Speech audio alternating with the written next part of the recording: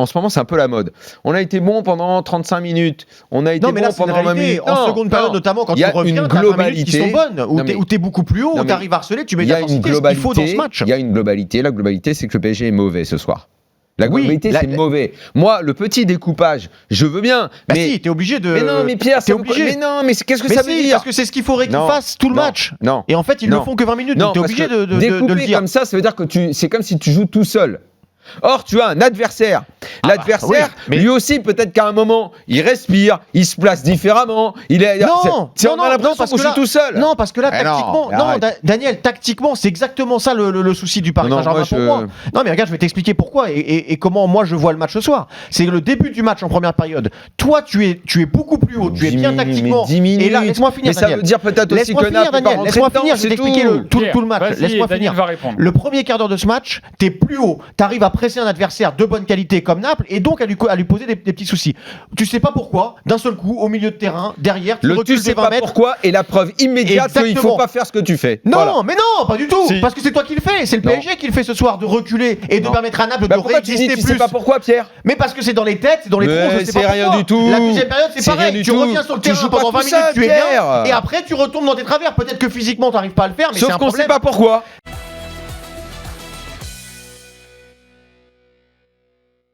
Ils ont tellement l'habitude de ne pas avoir d'adversaire, de ne pas considérer l'adversaire, d'être sur le terrain et finalement de penser avant tout à eux, à leurs gestes, à leurs buts, à leurs machins, à se regarder, qu'on sent là, dans la phrase de Meunier, qui fait une analyse tout seul, sans penser qu'il y a une équipe qui a bien joué, qui a posé des soucis, qui tactiquement a essayé des choses.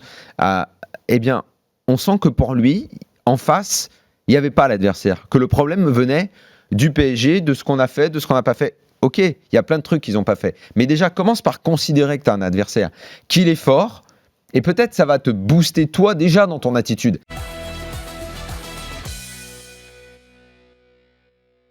Mbappé fait un match épouvantable.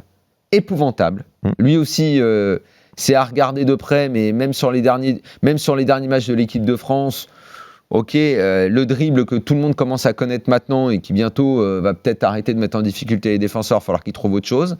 Il rate une occasion en première mi-temps qu'à ce niveau-là, tu dois pas rater. Et puis surtout, quand tu joues dans la position tu ne joues que quand tu as le ballon. Exactement, il ne joue que quand il a le ballon. À ce niveau-là, tu ne peux pas te permettre de ne pas les faire. Parce qu'en équipe de France, vu que toute l'équipe est bâtie pour défendre, ça peut commencer à lui plaire. Au PSG, ça collera pas au niveau.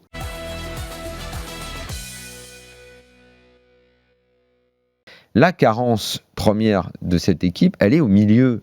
Cette zone du jeu qui est capitale, elle est défaillante au PSG. À un moment, on cire les pompes de Rabiot depuis des mois pour lui faire sa prolongation.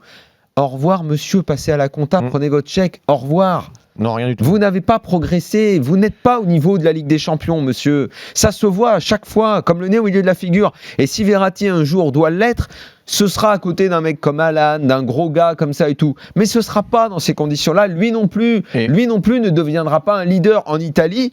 Tu ne trouveras pas un mec pour te dire que Verratti sera un jour un leader dans une équipe. Qui soit l'assistant de Thiago Motta, d'un mec comme ça et tout, peut-être le petit assistant.